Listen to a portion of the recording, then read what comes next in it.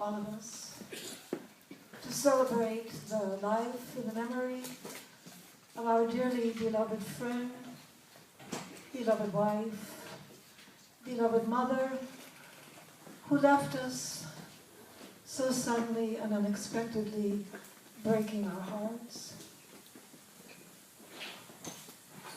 So, here we are.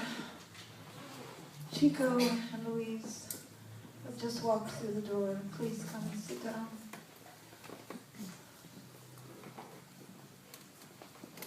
Shani was born August 23rd, 1948 in Utica, New York. Her parents were Fred and Gladys Lamb.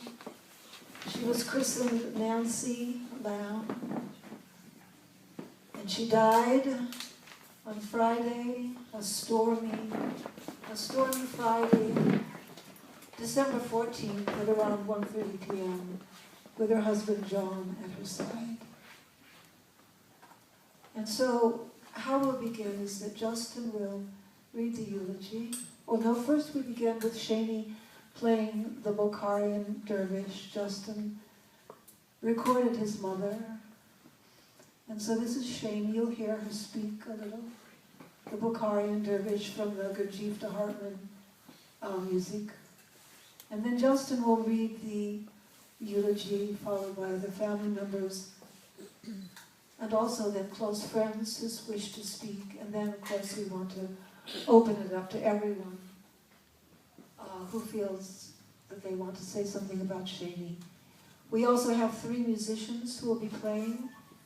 They are all from the Gurdjieff group. We have Charles King on the guitar. He will be playing the slow second.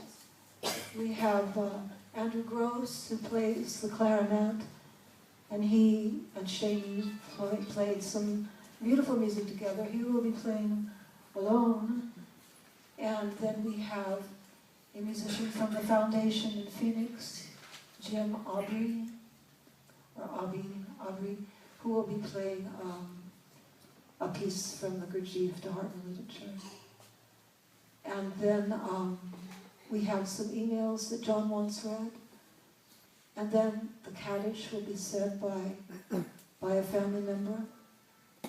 And the final thing will be the last song that Shani was listening to in her car.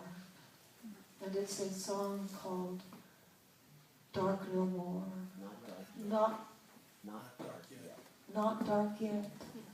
And that will then be the end of our memorial. So we'll begin now with the Bokharian dervish, played by Shani.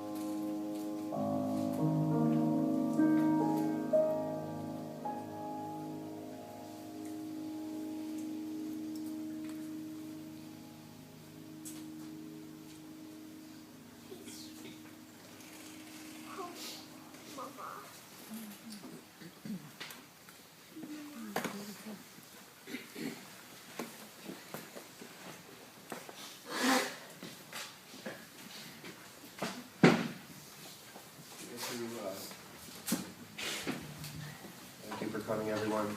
I have 3 things to read for everybody tonight.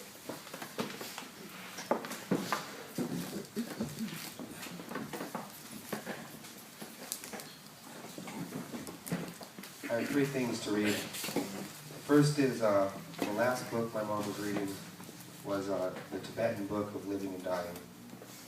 And I'm going to read part of the foreword, which was written by the Dalai Lama, and I think is very appropriate. We don't have any ministers or rabbis or any kind of religious scripture being read. I'm going to read this instead.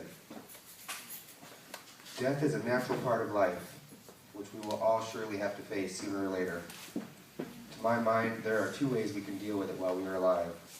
We can either choose to ignore it, or we can confront the prospect of our own death, and by thinking clearly about it, try to minimize the suffering that it can bring. However, in neither of these ways can we actually overcome it. As a Buddhist, I view death as a normal process, a reality that I accept will occur as long as I remain in this earthly vessel. Knowing that I cannot escape it, I see no point in worrying about it. I tend to think of death as being like changing your clothes when they are old and worn out, rather than as some final end. Yet death is unpredictable. We do not know when or how it will take place, so it is only sensible to take certain precautions before it actually happens.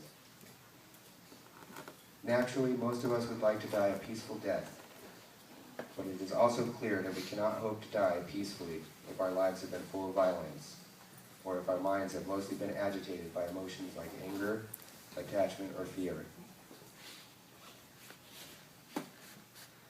So, if we wish to die well, we must learn how to live well.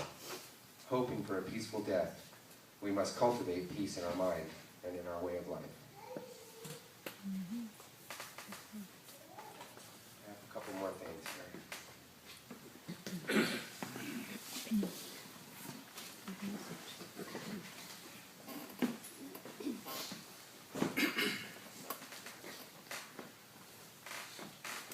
My mother, Shani Friedman, died peacefully in her sleep at the age of 64. When she left, she took a piece of me that cannot be replaced. It will only be eased by the passage of time. The most important thing in Mom's life was family. Growing up, we never had much money, but I had more love and affection for my parents than I could ever count. I never felt neglected, or as if my feelings or opinions didn't matter. I trusted her implicitly and could talk to her about anything without fear of judgment. She set the bar for parenthood, and I will do my best to imitate her in the raising of my daughter. She was my dad's best friend and wife for almost 40 years. They had a 1 in a million relationship, and they set a fine example for me as to what a marriage is. Through all the normal ups and downs of life, the love they had for each other never wavered. For the rest of my life, I will emulate her unconditional love, respect, and selflessness, and honesty in all my relationships with my family. My mom loved my wife as if she were her own. She didn't call Clarisa her daughter-in-law, she called her her daughter. They shared a love of music and a deep interest in spirituality. She called Clarisa the best mother she ever met. And coming from her, that was indeed the highest compliment.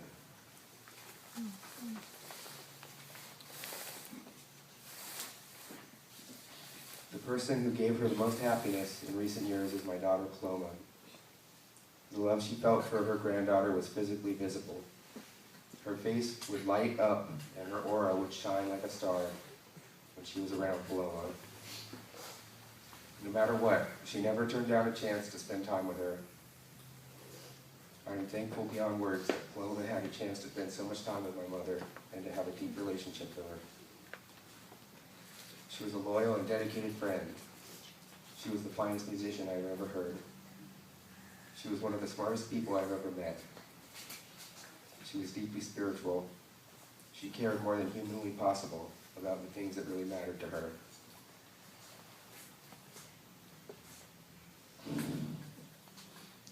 She used to tell Paloma, "My love for you, it has no end." And indeed, those are the finest words to express how I feel about her. Give me a second.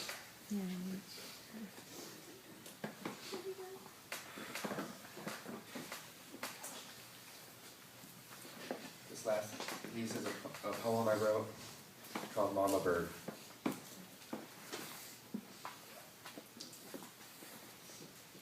You are the gentle light shining from the moon, illuminating a path for me to follow, a way to get home, a safe haven in a world gone mad.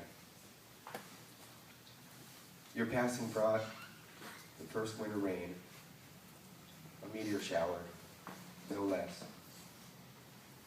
I imagine you laughing, hitching a ride on the nearest space rock, and hurtling through the cosmos.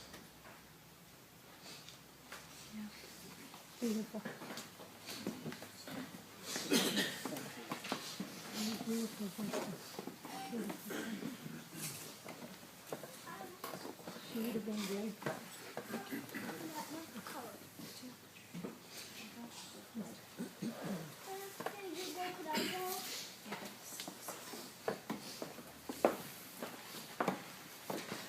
I just wanted to read a poem Shani wrote for me in a birthday card this last year, and also share something Paloma wanted me to write down for her. I'll start with a poem by Hafiz. It's called "And for No Reason." And for no reason, I start skipping like a child.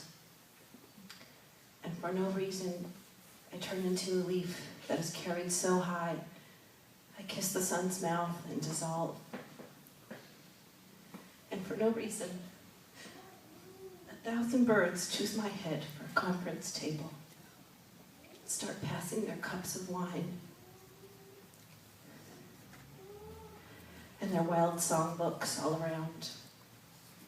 And for no reason in existence, I begin eternally to eternally laugh and love. When I turn into a leaf and start dancing, I run to kiss our beautiful friend, and I dissolve in the truth that I am.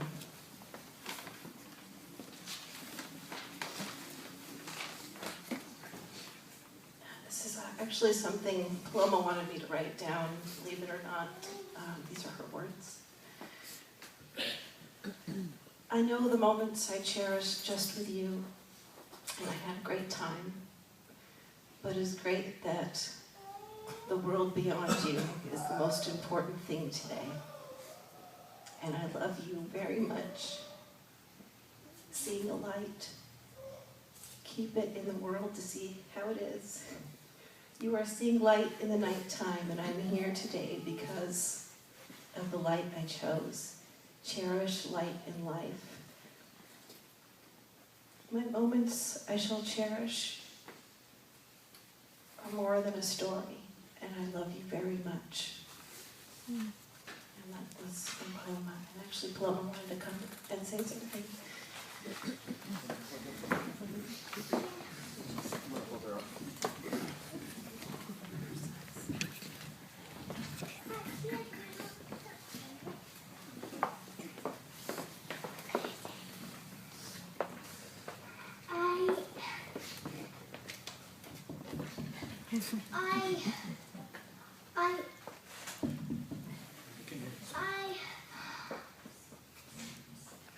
love her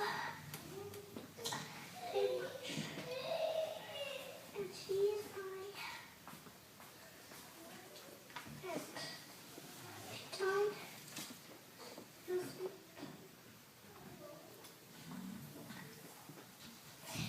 So I was next to her.